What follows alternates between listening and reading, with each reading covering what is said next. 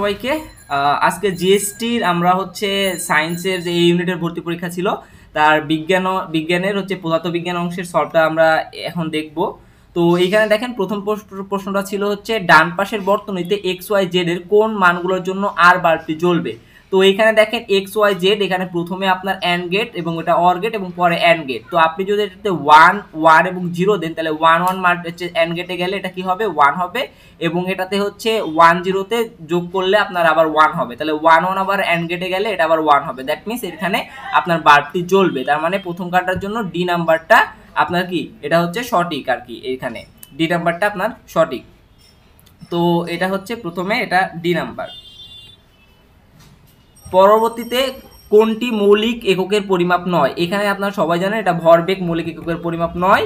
এবং পরবর্তীতে একটি সাইকেলের আরোহী ঘন্টায় 24 কিলোমিটার বেগে 30 মিটার ব্যাসার্ধের একটি বৃত্তাকার পথে মোড় নিচ্ছে, তাকে উলম্বের সাথে কত কোণে হেলতে হবে? এটা হচ্ছে tan থিটা = v²/r যদি দেন তাহলে আপনারা এটার এ নাম্বার অ্যান্সার পাবেন। ঠিক আছে, তো এটার এ নাম্বার অ্যান্সার।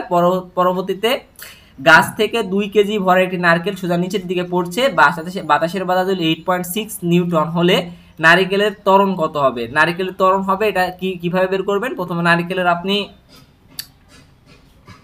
তাহলে এইখানে হচ্ছে আপনারা প্রথমে যে নারকেলের যে হচ্ছে উপর থেকে যখন পড়বে তখন আসলে নারকেলের ওয়েট থেকে আপনি হচ্ছে বাতাসের বাধাটা বাদ দিবেন। বাদ দেওয়ার পর F = mg হিসাব করলে ওইখানে যে বাধাটা পাবেন ওইখান থেকে হিসাব করলে আপনি পাবেন কত? 5.5 পাবেন আপনি। পরবর্তীতে নারিকেলের পৃষ্ঠে হীরকের পৃষ্ঠের একটি আলোক রশ্মি 60 ডিগ্রি কোণে আপতিত হয়ে 12 ডিগ্রি কোণে প্রতিষ্ঠিত হলে হীরকের সমবর্তন কোণ কত ডিগ্রি হবে? প্রথমে আপনার সমবর্তন সূত্রে sin i by sin r = μ2 by μ1 by μ2 করলে এখানে μ2 বাই μ1 করলে μ1 যেহেতু আপনার বাতাস তাহলে 1 হবে, তাহলে আপনার μ2 থাকবে। তো এখানে μ2 বের হলে 4.16 বের হয়। পরে ব্রুনস্টার সূত্র দ্বারা tan ip = μd করলে এখান থেকে আপনারা 76.5 অ্যান্সার পাবেন, অর্থাৎ এ নাম্বার অ্যান্সার। কোন তাপমাত্রা কেলভিন ও ফারেনহাইট স্কেলের একই পার্ট পাওয়া যাবে? এটা তো সবার মুখস্থই থাকে এটা তাহলে আপনাদের হচ্ছে 6 নাম্বারও আপনার এ হবে।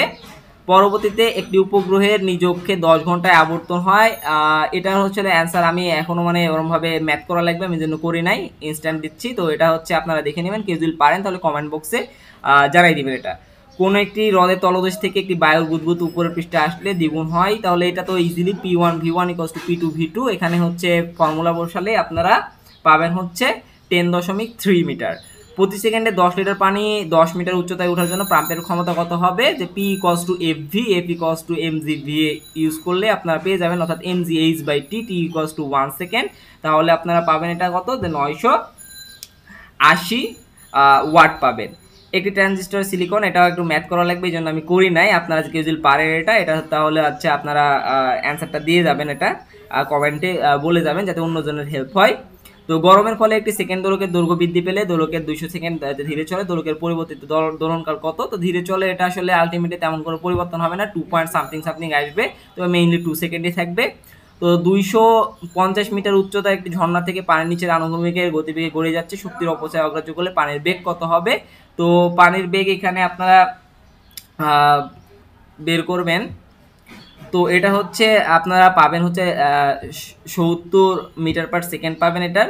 আর এ আর বি এর উভয় উলম্ব ভেক্টর কোনটা হবে? এটা জাস্ট ক্রস প্রোডাক্ট করলে তো অ্যান্সার বের হয়, তাহলে ক্রস প্রোডাক্ট করলে এটা আপনারা অ্যান্সার পাবেন। ডান পাশের বর্তনীর প্রবাহ মাত্রা কত হবে? দেখেন এখানে মূল ট্রিক্সটা হচ্ছে যে এটা 12 ভোল্ট আছে এবং 2 ভোল্ট আছে, এটা কিন্তু দেখেন অপোজিট ডিরেকশনে আছে। ঠিক আছে, অর্থাৎ আপনার এটা যে প্যারালালে আছে, ঠিক আছে, কিন্তু এখানে দেখেন নেগেটিভ প্রান্তের সাথে নেগেটিভ প্রান্ত যোগ, তার মানে এখানে 12 ভোল্ট থেকে 2 ভোল্ট ডিনাই হবে, তার মানে আপনার এখানে কত আসবে? 10 ভোল্ট। আর এদিকে হিসাব করলে 5 ওহম হয়, তাহলে আপনার 10 পাশে আপনার তাহলে 2 অ্যাম্পিয়ার আসবে অ্যান্সার। ঠিক আছে, একটি দেওয়াল ঘড়ির মিনিটের কাটার দৈর্ঘ্য 18 সেন্টিমিটার হলে কৌণিক বেগ কত? তো কৌণিক বেগের ফর্মুলা হচ্ছে আপনার ওমেগা = 2π/t করলে আপনার 1.7 10⁻³ রেড পার সেকেন্ড আসে। এখানে জাস্ট 18 সেন্টিমিটার আপনাকে বিভ্রান্ত করার জন্য দেওয়া হয়েছে। একটি তরঙ্গর দুইটি বিন্দুর মধ্যবর্তী দশাপার্থক্য π/2 হলে বিন্দু দ্বয়ের পথ পার্থক্য কি? আপনারা জানেন পথ পার্থক্য = দশাপার্থক্য × 2π/λ, হিসাব করলে আপনারা পাবেন π/4 পাবেন। তারপর স্পেরোমিটারের সাহায্যে একটি উত্তল লেন্সের এখানে দেখেন গড় উচ্চতা দেওয়া আছে, আর আপনার এখান থেকে গড় বের করে নেবেন। গড় বের করে আপনারা যে হচ্ছে r = আপনার যে ফর্মুলাটা আছে ওই ফর্মুলা যদি হিসাব করেন তাহলে আপনারা এখান থেকে পাবেন 3.65 সেন্টিমিটার। আর 200 গ্রাম ভরের একটি বস্তু 20 মিটার উপরে উঠলে উপর থেকে পড়লে ভূমিতে স্পর্শ করার মুহূর্তে গতিশক্তি কত হবে? আসলে mgh যে পরিমাণ হবে এখানে ভূমিতে আঘাত করার পূর্ব মুহূর্তে তার বেগ সর্বোচ্চ থাকে, তার মানে আপনারা যদি হিসাব করেন তাহলে mgh যতটুকু পাবেন এটাও সেম পরিমাণ পাবেন। দ্যাট মিনস 18 নাম্বারে আপনার বি নাম্বার অ্যান্সার হবে। 18 নাম্বারে আপনার 39.2 জুল হবে। কোনো স্প্রিংয়ের এক প্রান্ত এম ভরে ঝুলিয়ে রাখলে এটা তো ইজিলি আপনারা করতে পারবেন যে হচ্ছে টি ইকুয়ালস টু 2π√m/k হিসাব করলে কে ইকুয়ালস টু আবার কি লিখতে পারেন, কে ইকুয়ালস টু লিখতে পারেন হচ্ছে এম জি বাই আপনারা ইয়েটা লিখতে পারেন আর কি, ঠিক আছে। অর্থাৎ ওটা হিসাব করলে আপনারা দেখতে পাবেন এখানে জাস্ট খালি L/G আসে, তার মানে L/G যদি আপনারা হিসাব করেন 19 নাম্বার তাহলে আপনারা 19 নাম্বার 0.56 সেকেন্ড পাবেন।